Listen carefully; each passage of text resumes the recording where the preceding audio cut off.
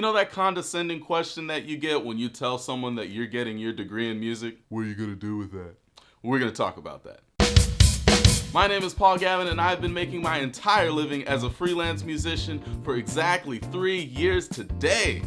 And it is my mission to show you that you can do the exact same thing. I want to give you my quick thoughts on what to say when someone asks you, what are you gonna do with that? When you tell them that you got your degree in music. First, I think it's important to realize that this might just be a sincere and honest question. Remember, people are used to 9-to-5s and corporate buildings and cash registers. They're not used to entrepreneurial endeavors like what me and you are trying to do as freelance musicians. They're just not used to the idea. So they might sincerely be asking, well, what are you gonna do with that? Because they don't know. It would be so much nicer if they would phrase it this way. Wow, that is so cool that you do that. Tell me what you want to do in the future with that. Instead of this. What are you gonna do with that? But usually we're not so lucky to get people asking questions that way, but it might just be that it's an honest and sincere question, so don't be too harsh on them, alright? Unfortunately, it is also sometimes the case that they're trying to imply something about the career path that you've chosen. You're gonna do what? You're gonna make music for a living? How are you gonna make any money doing that? That's a waste of time. Now, these kind of people, they don't really deserve an answer, but I like to give them one anyway. If someone came up to me today and said, well, what are you gonna do with that? I would say, well, I've been making my living as a freelance musician for 3 years. I get to write music, teach music, and play music for my entire living, and it is the best thing in the world. I get to bring so much joy to audiences all around Florida and sometimes in other states. I get to share all the lessons that being a musician teaches you with my private students and with my drumline students. And I also write music as well. I get to express the things that are inside me, put them on the sheet of paper, and then get my bands to play them. It is the best thing in the world. I'm so thankful to be able to have a career like this. See, what you gotta understand is bravery is rare.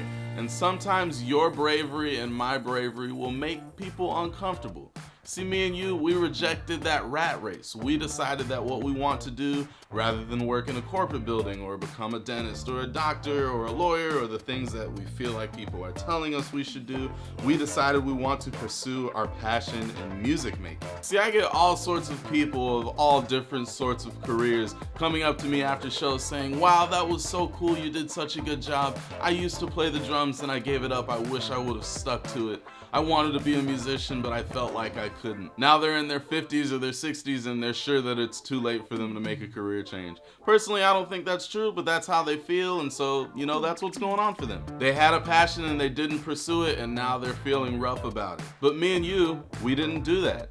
You and I, we pursued our passion, we kept going, and we fought for what we believed in, we fought for the career that we wanted, and now here we are, in a position where we're defending our career choices to people who were not brave enough to pursue their passions. So I totally understand your frustration with the situation, but as best as you can, try to go easy on them. Try not to be too harsh. I think a good goal in this situation is, rather than coming back with a really clever retort about how they should have been more brave, try to make them a fan.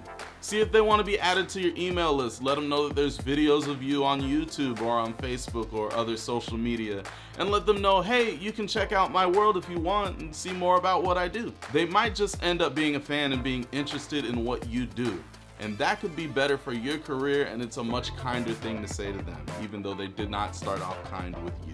Is it just me, or do a lot of us get this question a lot? I don't know, you tell me in the comments. Have you heard something like this before? Hey, if we're just meeting for the first time, I want you to know that I do drum cams of me playing on gigs. I do vlogs, which kind of give a view of what it's like to be a freelance musician. And I also do educator resources for people who are either private teachers or even band directors on how to better teach your drummers. So if any of that interests you, I'd love it if you would subscribe.